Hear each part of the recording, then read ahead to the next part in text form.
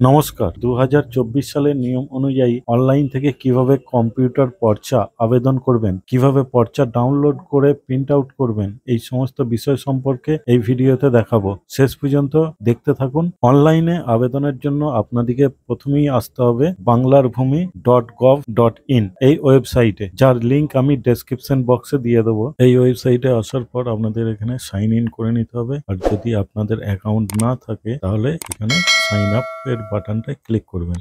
Click করার পর এখানে পাবলিক রেজিস্ট্রেশন যে ফর্মটা আছে সেটা ওপেন হয়ে যাবে, এবং এখানে আপনাদেরকে এই যে সমস্ত ডিটেলসগুলো এখানে দিতে হবে। দেওয়ার পর পাসওয়ার্ড আপনার পছন্দ মতো ক্রিয়েট করে নিয়ে এখানে ক্যাপচা কোড দেওয়ার পর সাবমিট বাটনে ক্লিক করবেন। আর মনে রাখতে হবে যে মোবাইল নাম্বার যেটা দেবেন সেটা যেন আধার কার্ডের সাথে লিঙ্ক থাকে। তারপর সাইন ইন বাটনে ক্লিক করে এখানে ইউজার নেম পাসওয়ার্ড দিয়ে লগ ইন করে নেবো। লগ ইন করার পর সিটিজেন সার্ভিস যে অপশনটা আছে তাতে ক্লিক করার পর দুটো অপশন, অনলাইন অ্যাপ্লিকেশন আর সার্ভিস ডেলিভারি। তো সার্ভিস ডেলিভারিতে ক্লিক করে এই যে আর রিকোয়েস্ট এই অপশনটা ক্লিক করব।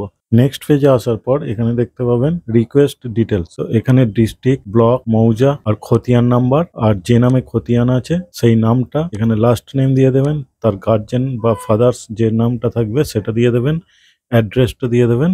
দেওয়ার পর এখানে যে ক্যাপচা কোডটা আছে সেটাও বসিয়ে দেবেন। তারপরে ক্যালকুলেট ফি যে অপশনটা আছে তাতে ক্লিক করলেই কত টাকা ফিস হিসেবে কাটা হবে সেটা দেখিয়ে দেবে। আর এই বাঁ দিকের কোণে দেখবেন যে অ্যাপ্লিকেশন নাম্বারটাও দিয়ে দিয়েছে।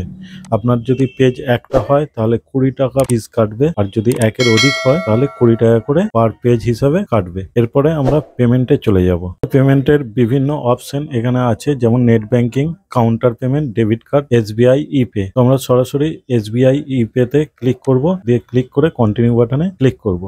তারপর স্টেপ বাই স্টেপ কন্টিনিউ করে এগিয়ে যাব। এগিয়ে যাওয়ার পর তারপরে এখানে আবার ভেরিফাই করতে বলবে, তো ভেরিফাই টিক মার্ক দিয়ে আবার নেক্সট বাটনে ক্লিক করব। এরপর পেমেন্ট মোড যে অপশনটা আছে তাতে SBI ইপে, RBI থ্রুতে পেমেন্ট গেটওয়ে বা ব্যাংক যেটা আছে সেটা সিলেক্ট নেক্সট করে এখানে ওকে ক্লিক করে দেবো। তারপরে এখানে দেখতে পাচ্ছেন বিভিন্ন অপশন আছে, তার মধ্যে UPI আর QR কোডের মাধ্যমে আমি পেমেন্টটা করে দেবো। এখানে QR কোডটা সিলেক্ট করলেই বারকোড চলে আসবে।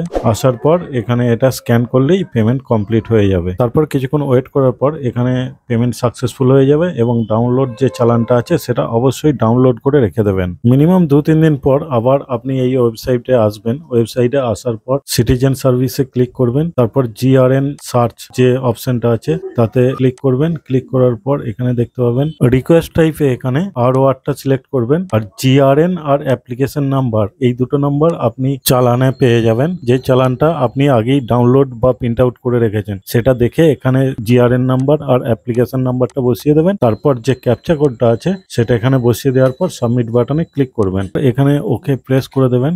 ওকে প্রেস করার সাথে সাথেই আপনাদের সামনে একটু নিচের দিকে এলে কন্টিনিউ যে অপশনটা আছে সেই কন্টিনিউ বাটনে ক্লিক করবেন। তারপর আবার ওকে করে দেবো। ওকে করার পর এই ডাউনলোড PDF এ ক্লিক করবেন। তো এখানে দেখতে পাচ্ছেন যে পর্চা ডাউনলোড হয়ে গেছে। তো আজকে ভিডিওর মাধ্যমে আমরা কিভাবে অনলাইনে পর্চা অ্যাপ্লিকেশন করতে হয় এবং কিভাবেই ডাউনলোড করতে হয় সে ব্যাপারে দেখালাম। আশা করি আপনাদের ভিডিও ভালো লেগেছে। ভালো লাগলে অবশ্যই লাইক, শেয়ার, আর চ্যানেলে যদি নতুন হন তাহলে অবশ্যই সাবস্ক্রাইব করতে ভুলবেন না। ধন্যবাদ।